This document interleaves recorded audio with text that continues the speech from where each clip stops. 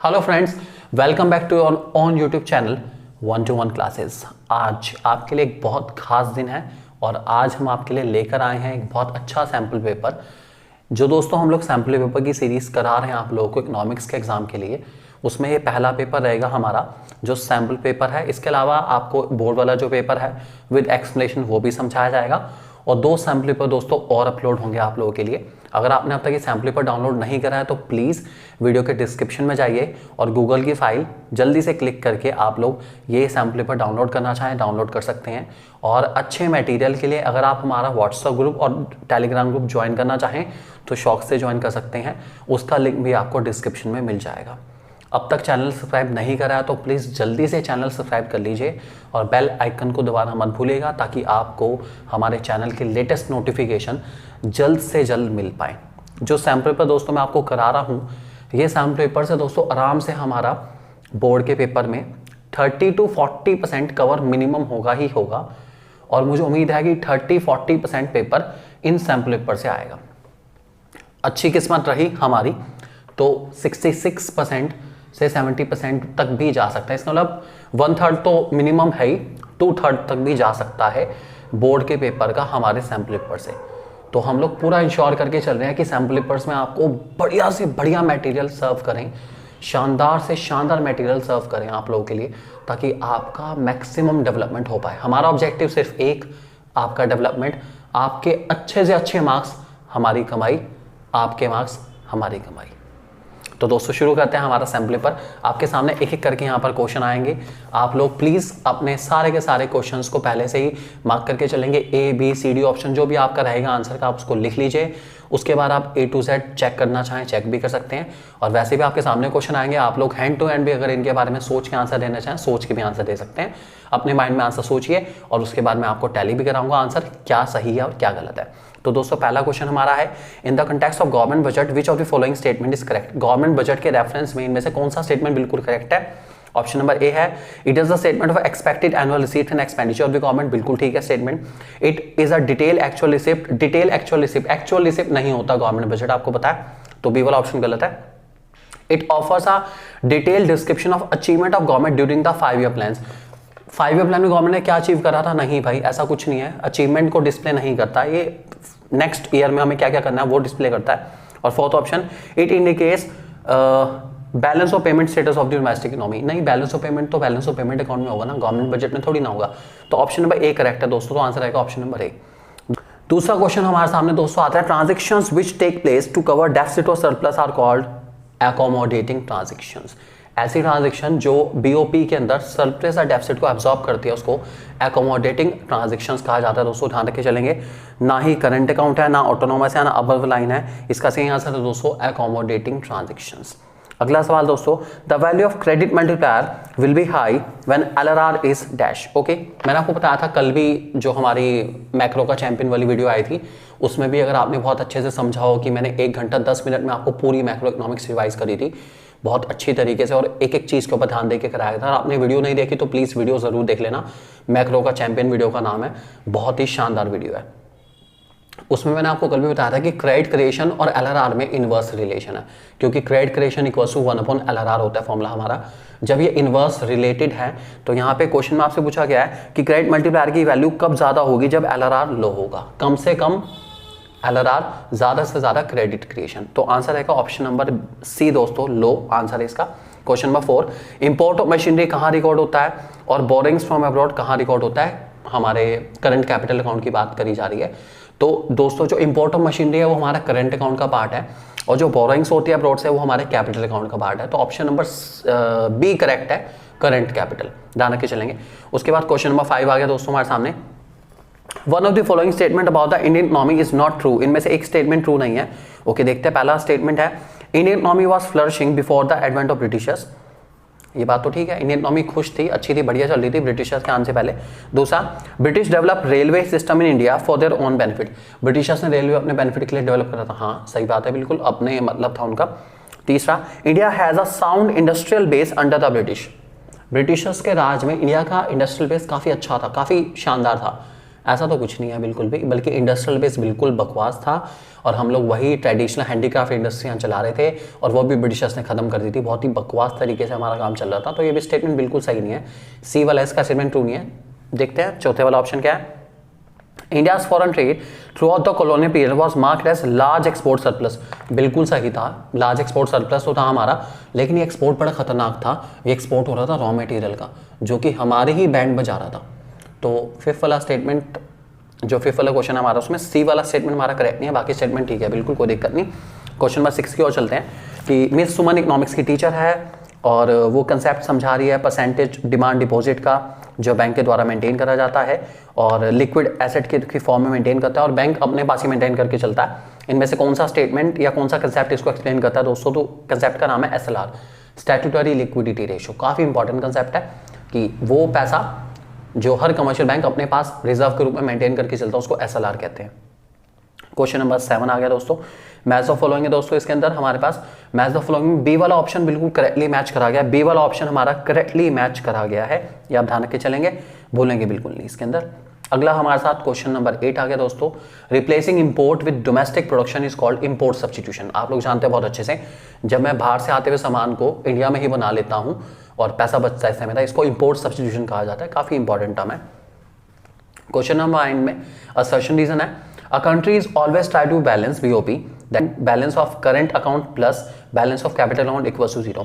Current account का balance और capital account का बैलेंस मिला के जब 0 आ जाएगा दोस्तों, तब इसको बैलेंस माना जाता है। और उसके बाद BOP indicate stable economic relation with the rest of the world. अगर BOP हमारा बैलेंस होता है, इसका हमारे रिलेशन काफ़ी स्टेबल है, जितना इंपोर्ट करें उतना एक्सपोर्ट करें, जितना पैसा आ रहा है उतना ही पैसा जा रहा है, तो इससे अच्छी बात ही कुछ नहीं हो सकती। काफ़ी स्टेबल और काफ़ी प्रेडिक्टेड रिलेशन है, इक्विलिब्रियम की कंडीशन है, तो बिल्कुल सही लिखा है। इसलिए ए वाला पार्ट बिल्कुल ठीक है, असर्शन रीजन बिल्कुल करेक्ट है और बिल्कुल करेक्टली एक्सप्लेन करे गए हैं, बहुत अच्छे से एक्सप्लेन करा गया, मैं तो कहूँगा शानदार है बिल्कुल। Question number 10, other thing remains unchanged when a country price of foreign currency rises national income is like to dash। Okay, ध्यान से सुनेंगे इसको। फॉरेन करेंसी के प्राइस बढ़ रहे हैं, इसका मतलब $1 60 रुपए से 70 रुपए का हो गया, $1 60 रुपीज से 70 रुपीज पहुंच गया। इससे नेशनल इनकम पे क्या इंपैक्ट पड़ेगा, क्वेश्चन ये है।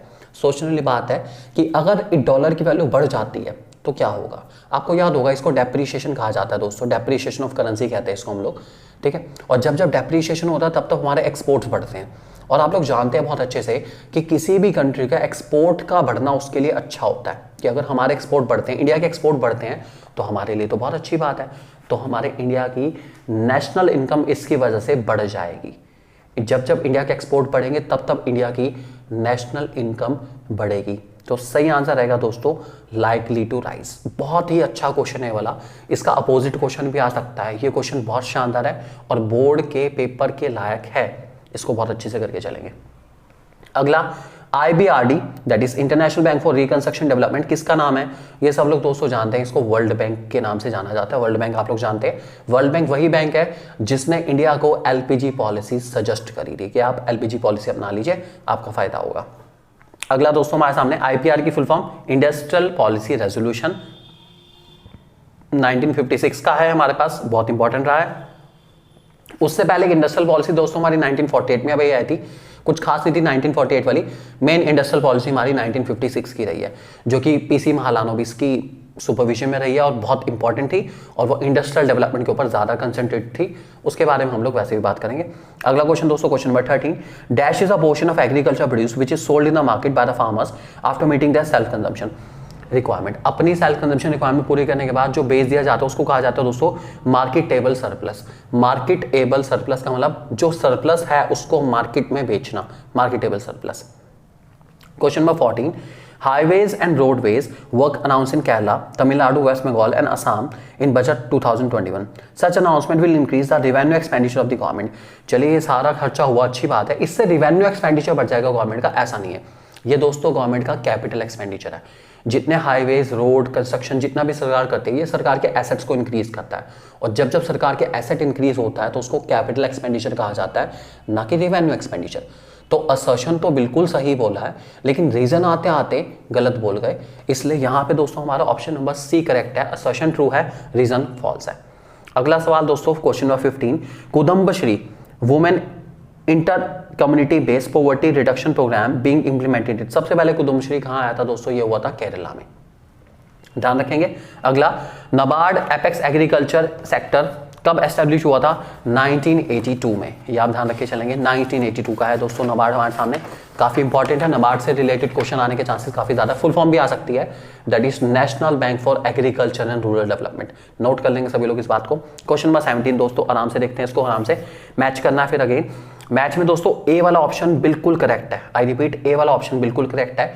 मैच में दोस्तों हमेशा ध्यान रख के चलेंगे, अगर आप 2 पॉइंट के बारे में काफी हद तक श्योर है तो आपका मैच अपने आप ही पूरा पूरा होता चला जाएगा, आपको टेंशन लेने की जरूरत नहीं है। यहां पे फिस्कल डेफिसिट को बोरोइंग कहते हैं, आप लोग बहुत अच्छे से जानते हैं कि फिस्कल डेफिसिट बोरोइंग होती है, ठीक है। और कॉर्पोरेट टैक्स हमारा रिवेन्यू रिसिप्ट है, आप ये बहुत अच्छे से जानते हैं। और expenditure on collection of taxes हमारा रिवेन्यू एक्सपेंडिचर है। तो अगर आप 2 भी जानते हैं तब भी आप परफेक्टली मैच कर लेंगे। ए वाला हमारा ऑप्शन बिल्कुल करेक्टली मैच, आप ध्यान रखेंगे। क्वेश्चन नंबर 18 असर्शन रीजन है, under the British raj discriminatory tariff policy was pursued with a view to protect domestic industry. Britishers ने जो पॉलिसी लगाई थी डिस्क्रिमिनेटरी टैरिफ पॉलिसी, वो डोमेस्टिक इंडस्ट्री को प्रोटेक्ट करने के लिए, हमारे इंडिया की इंडस्ट्री को प्रोटेक्ट करने के लिए लगाई थी। नहीं भाई, उन्होंने इंडिया की इंडस्ट्रीज को खत्म करने के लिए लगाई थी, इंडिया की इंडस्ट्री को डिस्ट्रॉय करने के लिए लगाई थी। तो असर्शन गलत है। रीजन में क्या रखा है? It was pursued to get an access to the Indian market for the British industrial product. हाँ, ये ठीक है कि उन्होंने ये पॉलिसी लगाई थी ताकि वो अपने ब्रिटेन से प्रोडक्ट को इंडिया में ला सकें आसानी से बिना टैक्स दिए। तो ये बिल्कुल सही, रीजन तो सही है, लेकिन हाँ असर्शन में गलती है। असर्शन में उन्होंने इंडियन मार्केट की बात करी है, जबकि ऐसा कुछ नहीं है। तो ये स्टेटमेंट दोस्तों डी वाला करेक्ट है कि असर्शन फॉल्स है, रीजन ट्रू है।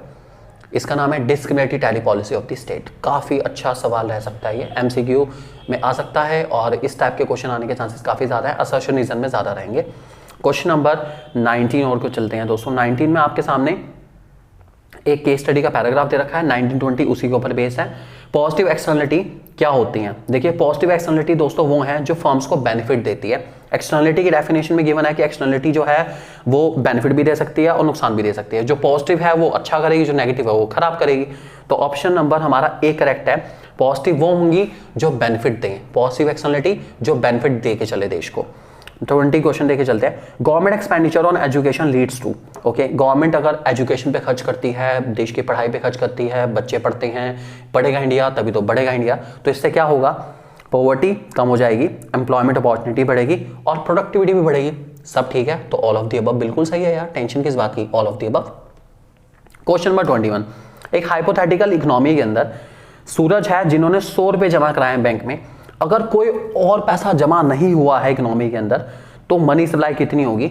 जितना पैसा बैंक में सूरज ने जमा करा उतनी ही होगी भाई, क्योंकि हमने मनी सप्लाई का फॉर्मूला पढ़ा है, that is C plus D D plus OD. Cash and coins to public, यहाँ कैश एंड कॉइन की मेंशन नहीं करेगी, बस डिमांड डिपॉजिट है। सूरज ने 100 रुपए जमा कराए हैं बैंक के अंदर, तो जितना पैसा सूरज ने जमा कराया है उतनी ही इकोनॉमी के अंदर मनी सप्लाई होगी। तो आंसर आएगा दोस्तों 100 rupees, that is option number B. अगला सवाल question number 22, who recommended that at least 6% of GDP should be spent on education. 6% खर्चा एजुकेशन पे होना चाहिए, ये किसने कहा था दोस्तों? ये वैसे इसके बारे में बहुत ज्यादा डिटेल में जाने की जरूरत नहीं है। इसका सही आंसर दोस्तों एजुकेशन कमीशन 1964-66 ने ये कहा था। अगला सवाल क्वेश्चन नंबर 23, असर्शन रीजन है, current account transaction being about change in the capital stock of the country. Current account देश के कैपिटल स्टॉक में परिवर्तन लाती है, ला ही नहीं सकती। करंट अकाउंट तो कैपिटल नेचर की ट्रांजेक्शन नोट ही नहीं करता और एसेट लायबिलिटी को बिल्कुल इफेक्ट ही नहीं करके चलता।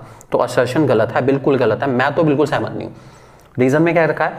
Make in India will increase supply of foreign exchange in India causing improvement in balance of payment position. बिल्कुल ठीक है। मेक इन इंडिया में मैं बाहर वाली कंपनीज को इंडिया में इन्वाइट कर रहा हूं कि आप आइए और सामान बनाइए इंडिया में, come and make in India. तो जब बाहर वाली कंपनीज इंडिया में आएंगी तो ऑब्वियसली बात है बाहर से लेके आएंगी पैसा, तो इससे हमारे बीओपी की पोजीशन इंप्रूव हो जाएगी। तो रीजन तो बिल्कुल ठीक है, तो इसमें ऑप्शन नंबर डी करेक्ट है दोस्तों, असर्शन फॉल्स है और रीजन बिल्कुल ट्रू माना जाएगा, ध्यान रखेंगे। उसके बाद मिरेकल सीड्स किनको कहा जाता है? हाई यील्डिंग सीड्स को, दैट इज HYV सीड्स हमारे मिरेकल सीड्स के नाम से जाने जाते हैं। सेक्शन बी की ओर चलते हैं दोस्तों, इसमें भी हमें 20 क्वेश्चन, वही सेम सेक्शन है, 20 क्वेश्चन करने हैं 24 में से। सेक्शन बी में भी हम 20 क्वेश्चन करने हैं 24 में से। आप इन सारे एमसीक्यू की जब प्रैक्टिस करेंगे दोस्तों तो मजा आना चाहिए प्रैक्टिस करने में, और लगना चाहिए कि हाँ हमारी तैयारी अच्छे से हो रही है। तो हमारा फोकस इसी चीज पर है कि आपकी तैयारी को बहुत अच्छे से करा के चले, यही हमारा फोकस। आपके अच्छे मार्क्स, ये हमारी कमाई। अगला सवाल दोस्तों क्वेश्चन नंबर 25 की ओर चलते हैं। दो स्टेटमेंट है आपके सामने। India is often called an outsourcing hub of the world. बिल्कुल ठीक है, no doubt India outsourcing hub है, बिल्कुल है। रीजन में क्या रखा है स्टेटमेंट 2 में, availability of skilled man power is one of the prime factor responsible for the status gain by India at the international platform. बिल्कुल सही, हमारे यहाँ की लेबर काफी हद तक स्किल्ड है, बहुत अच्छी बात है। तो दोनों स्टेटमेंट ट्रू है दोस्तों, कोई गलती नहीं है स्टेटमेंट में, बिल्कुल करेक्ट स्टेटमेंट है।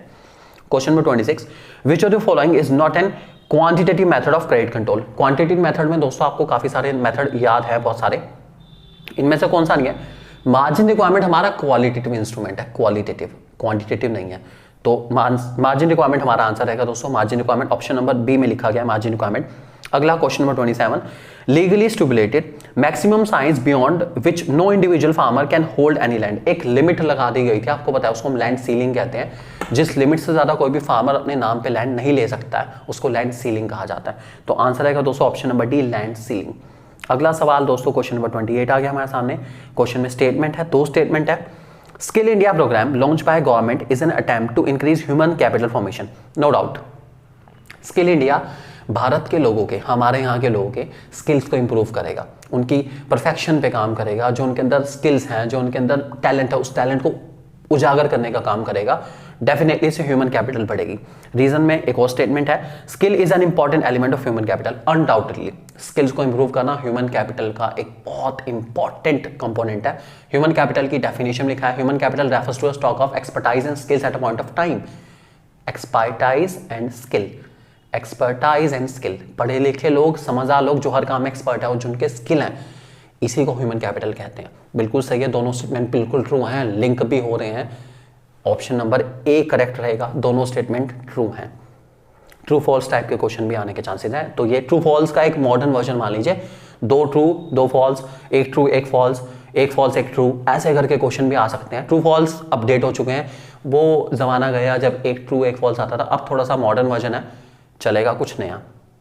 अगला question number 29, post independence India has always focused to become self sufficient और self reliant nation. This goal is present Modi era is termed as. हमेशा से इंडिया ने अपने ऊपर निर्भर होने की कोशिश करी, जिसको हम लोग आत्मनिर्भर भी कहते हैं, सेल्फ डिपेंडेंट। हमें किसी के ऊपर डिपेंड नहीं रहना, सेल्फ डिपेंडेंट बनना है, तो उसको कहा जाता है दोस्तों आत्मनिर्भर भारत। अगला सवाल दोस्तों क्वेश्चन नंबर 30 हमारे सामने। गवर्नमेंट बजट में एक्सपेंडिचर हुआ है और प्राइमरी डेफिसिट आया 4400 करोड़ का। एक्सपेंडिचर इंटरेस्ट पे है दोस्तों 400 करोड़ का। फिस्कल डेफिसिट निकालना है, बड़ा सिंपल सा क्वेश्चन है, ध्यान से सुनेंगे। प्राइमरी डेफिसिट का फॉर्मूला होता है fiscal deficit minus interest payment, ठीक है। यहां पे इस क्वेश्चन में आपको अगर आप ध्यान से समझेंगे, प्राइमरी डेफिसिट मेंशन है, फिस्कल डेफिसिट निकालना है, इंटरेस्ट पेमेंट गिवन है। इंटरेस्ट पेमेंट हमारे सामने उधर है माइनस में, अगर मैं इसको इधर ले आता हूं तो प्लस हो जाएगा। तो 4400 के अंदर 400 प्लस करने पर दोस्तों हमारा आएगा 4800। इसकी न्यूमेरिकल कैलकुलेशन आपके सामने यहाँ पे आ भी रही है, मैंने यहाँ पे सॉल्व करा है आप लोगों के लिए, आप देख पा रहे हैं कैसे इसको सॉल्व करना है। तो सही आंसर है दोस्तों 4800, ध्यान रख के चलेंगे। अगला सवाल क्वेश्चन नंबर 31 है दोस्तों हमारे सामने। Policy instrument initiated by government to improve agriculture marketing in India क्या है? कौन कौन से सिस्टम गवर्नमेंट ने इंप्रूव करे हैं ताकि एग्रीकल्चर हमारा बहुत ज्यादा तरक्की कर पाए? क्या क्या सिस्टम लेकर आए हैं? एमएसपी पॉलिसी आई है, बफर स्टॉक आया है, पीडीएस आया है, सब आया, ऑल ऑफ दीज है, बिल्कुल ठीक है। कम से कम 3-4 क्वेश्चन तो दोस्तों डेफिनेटली ऐसे आएंगे जिनका आंसर ऑल ऑफ दीज आने के चांसेस ज़्यादा रहते हैं। तो अगर आपको कोई भी लगता है कि हाँ किसी भी क्वेश्चन में आंसर एक से ज़्यादा नजर आ रहा है और ऑल ऑफ दीज का ऑप्शन है, तो ज़्यादातर उसका आंसर ऑल ऑफ दीज रहता है। अगर आपको 2 क्वेश्चन में कंफ्यूजन है कि हाँ ये भी हो सकता है, ये भी हो सकता है, दोनों के होने के चांसेस काफ़ी ज़्यादा है, तो ऑल ऑफ दीज पे टिक ज़्यादा लगा सकते हैं आप लगाना चाहे तो। अगला सवाल दोस्तों क्वेश्चन नंबर 32 आ गया हमारे सामने। असर्शन रीजन है फिर, inflation is the cause of poverty. No doubt inflation poverty का कॉज है, ठीक है। इन्फ्लेशन और price spiral erodes real income of people. Other thing remains constant. Price spiral may push certain people below the poverty line. Real income का मतलब purchasing power. मान लीजिए कुछ लोगों की परचेजिंग पावर यहाँ पर है, ठीक है, फिक्स्ड है, परचेजिंग पावर इतनी है उनकी, उतनी ही है, ठीक है। इन्फ्लेशन स्पाइरल की तरह चलता है, हर साल जो प्राइसेस बढ़ते हैं उसके ऊपर और बढ़ जाते हैं, उसके ऊपर और बढ़ जाते हैं, उसके ऊपर और बढ़ जाते हैं, उसके ऊपर और बढ़ जाते हैं।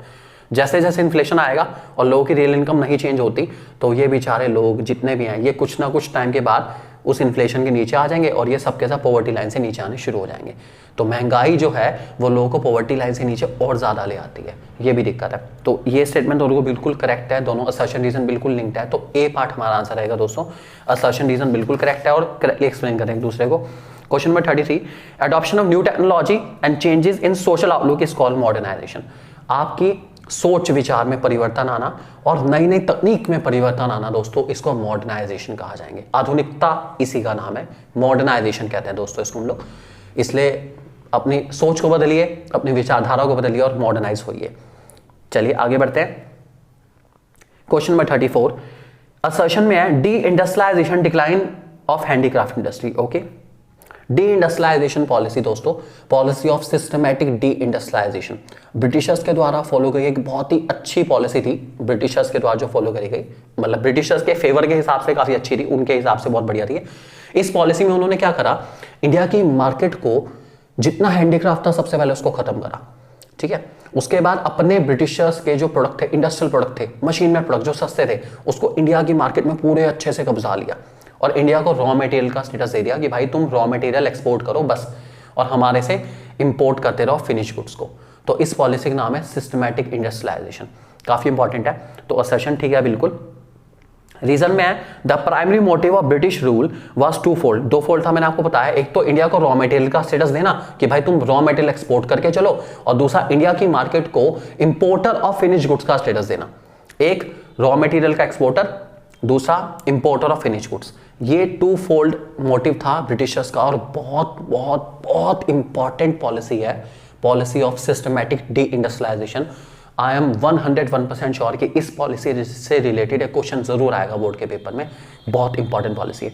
तो दोनों बिल्कुल ठीक लिखे हुए हैं, ए हमारा इसका आंसर रहेगा। असर्शन रीजन बिल्कुल करेक्ट और करेक्टली एक्सप्लेन करें एक दूसरे को। Question number 35, again match the following है दोस्तों हमारे सामने। इस मैच द फॉलोइंग में आपसे हमारे जो control of credit and money supply के इंस्ट्रूमेंट है उसके बारे में क्वेश्चन पूछा गया है। तो इसमें करेक्टली मैच करेंगे ऑप्शन नंबर सी वाले ऑप्शन को दोस्तों करेक्टली मैच करा गया, आप चेक कर लेंगे उसको। क्वेश्चन नंबर 36, अगेन स्टेटमेंट है India rank first in the world in milk production. India ने मिल्क प्रोडक्शन में फर्स्ट रैंक हासिल करी है, सच बात है बिल्कुल। और इसका बहुत बड़ा रीजन है ऑपरेशन फ्लड। ऑपरेशन फ्लड दोस्तों हमारे मिल्क प्रोडक्शन से रिलेटेड है, आप लोग जानते हैं, जिसको व्हाइट रेवोल्यूशन के नाम से भी जाना जाता है। तो प्रोडक्शन बढ़ा है मिल्क का, इसलिए इंडिया ने फर्स्ट रैंक हासिल करी है। दोनों सही है, ए इसका करेक्ट आंसर रहेगा। Question number 37, increase in the country's capacity to produce goods and service denotes. Okay, जब किसी कंट्री के अंदर प्रोडक्शन कैपेसिटी बढ़ जाती है तो इससे होता क्या है, इकोनॉमिक ग्रोथ होती है, जीडीपी की तरक्की होती है। और क्या चाहिए, इकोनॉमिक ग्रोथ, जीडीपी ग्रोथ, एक ही बात है। क्वेश्चन नंबर 38 की ओर चलते हैं दोस्तों हमारे सामने। क्वेश्चन में असर्शन रीजन है आपके सामने, human capital of nation is raise when skill and expertise of people rises. ठीक है, ह्यूमन कैपिटल बढ़ेगी जब स्किल एंड एक्सपर्टाइज बढ़ेगा। उसके बाद रीजन में है rising population is an immediate to the process of human capital formation in India. Okay, एक पत्थर है, एक रुकावट है राइजिंग पॉपुलेशन ह्यूमन कैपिटल के अंदर। ठीक है, बिल्कुल ह्यूमन कैपिटल अगर हमारी बढ़ानी है तो पॉपुलेशन को कंट्रोल करना बहुत जरूरी है। तो ये स्टेटमेंट और रीजन दोनों करेक्ट है दोस्तों, तो ए वाला आंसर हमारा करेक्ट माना जाएगा। ठीक है, क्वेश्चन नंबर 39 की ओर चलते हैं।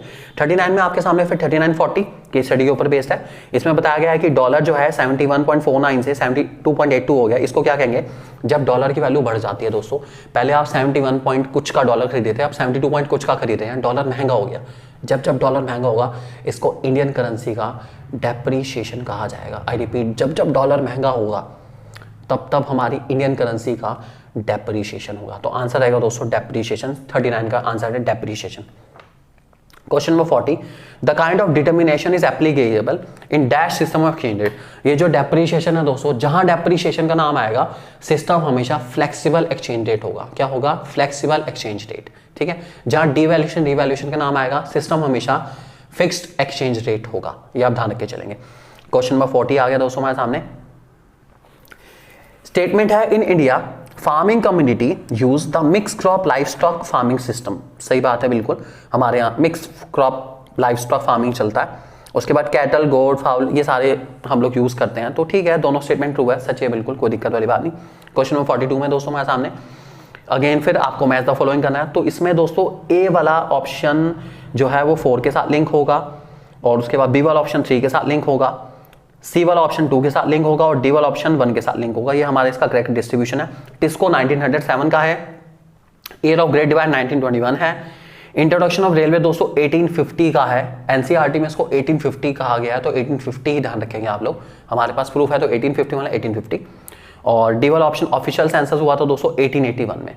तो जो एनसीईआरटी में मेंशन करेंगे बस उस पर कंसंट्रेट रहिए, इधर उधर साइड बुक में कुछ भी मेंशन हो, किसी में 1852 भी है रेलवे का, नहीं, एनसीईआरटी ने कह रहे 1850, no if no but, 1850 is done.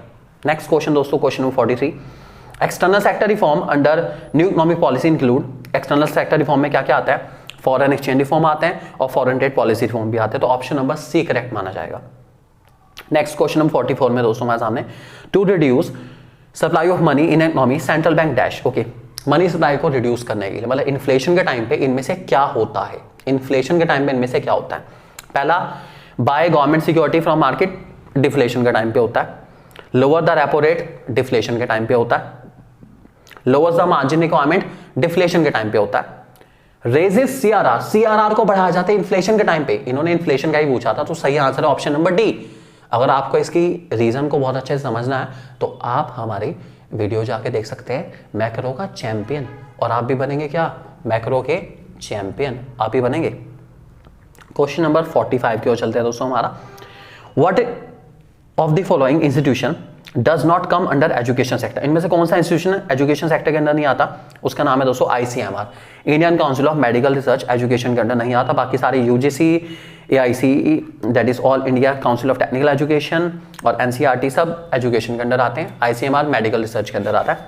अगला सवाल question 46, dash refers to the export and import of visible item, difference होता है एक्सपोर्ट और इंपोर्ट विजिबल आइटम का, आंसर है दोस्तों बैलेंस ऑफ ट्रेड। ध्यान रखे चलेंगे, बैलेंस ऑफ ट्रेड का फॉर्मूला होता है एक्सपोर्ट माइनस इंपोर्ट, और ये एक्सपोर्ट और इंपोर्ट विजिबल आइटम का होना चाहिए, दैट इज गुड्स का होना चाहिए, सर्विसेज का नहीं चलेगा, गुड्स का चाहिए, गुड्स मतलब विजिबल आइटम्स। अगला सवाल दोस्तों क्वेश्चन नंबर 47, बड़ा सिंपल सा क्वेश्चन है, अमर्त्य सेन के द्वारा डेवलप करा गया पॉवर्टी इंडेक्स क्या कहलाता है, Sensex, option number B बिल्कुल करेक्ट है, ध्यान रखे चलेंगे। क्वेश्चन नंबर 48 की तरफ चलते हैं दोस्तों हम लोग। 48 में पूछा गया कंपनी लोकेटेड है इंडिया में, उसके पास लोन आया है बाहर से, अब्रॉड से लोन आया है, कहाँ नोट करा जाएगा, लोन है, ध्यान रखना दोस्तों, जब जब लोन आता है तब तब हमारी लायबिलिटी बढ़ जाती है, तो ये हमारी कैपिटल रिसीट्स है, इसलिए इसको कैपिटल अकाउंट में नोट करा जाएगा। और किस साइड नोट करा जाएगा, हमारी क्रेडिट साइड में, ये आप ध्यान रख के चलेंगे, credit side of capital account में इसको नोट करा जाएगा। चलिए अगला सवाल दोस्तों हमारे पास सेक्शन सी है, एक बहुत बड़ा सा पैराग्राफ है केस स्टडी के रूप में, और आपसे पूछा गया है क्वेश्चन नंबर 49, और क्या है 49 उसको पढ़ते हैं। अगर एलआरआर 20% है तो मनी मल्टीप्लायर कितना होगा, कोई दिक्कत नहीं, हम निकालते हैं। मनी मल्टीप्लायर का दोस्तों हमारा फॉर्मूला होता है 1/LRR, एलआरआर है 20%, 1/20, ठीक है, परसेंटेज का साइन हटा के इंटू 100 होगा, तो ये आ गया हमारा पूरा 5, कैलकुलेशन आपके सामने आ रही है, 5 आंसर आएगा, 5 टाइम्स आने वाला है आंसर हमारा।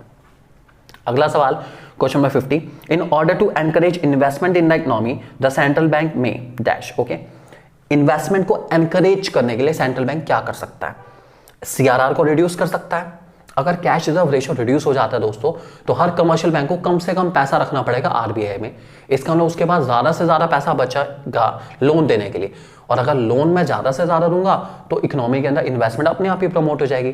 तो ऑप्शन नंबर ए ही करेक्ट है, बाकी सारे ऑप्शन गलत है, टेंशन नहीं लेनी, ऑप्शन नंबर ए करेक्ट है।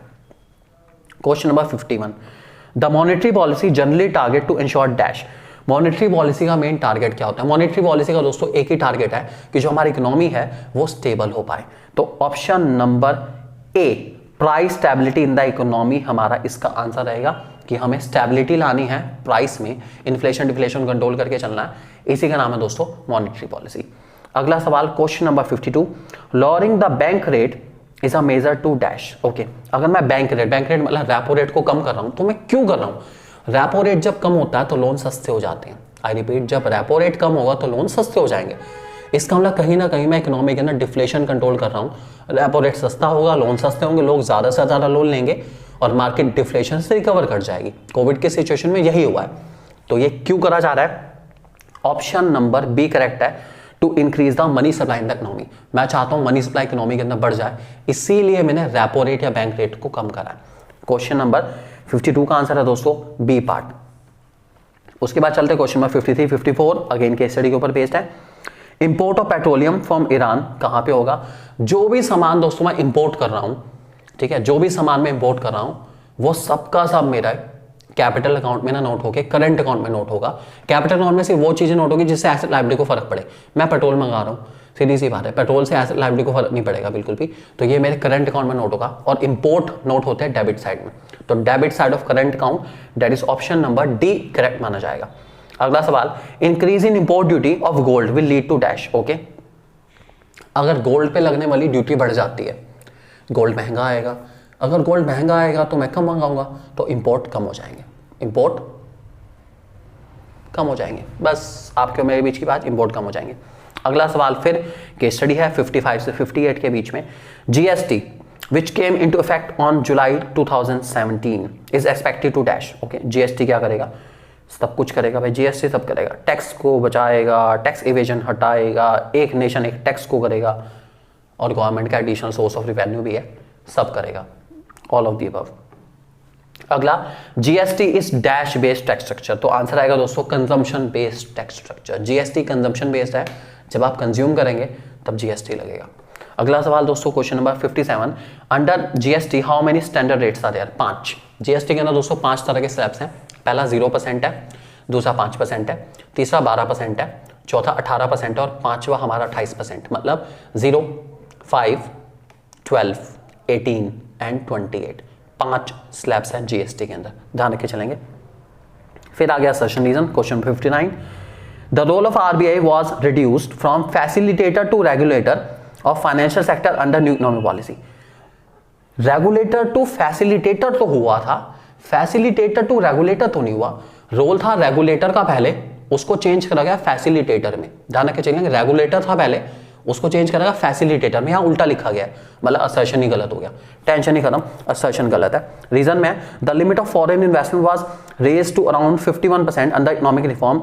बिल्कुल ठीक है कि जो फॉरेन इन्वेस्टमेंट की जो लिमिट थी उसको 51% तक कर दिया गया था, तो असर्शन गलत है, रीजन बिल्कुल ठीक है, ठीक है। और वैसे रीजन क्या को लिंक नहीं हो रहे, लेकिन हाँ असर्शन बिल्कुल गलत है, बिल्कुल गलत है। असर्शन का तो भाई लिमिट ही नहीं बैठती, असर्शन बिल्कुल गलत है, ऐसा हुआ ही नहीं था।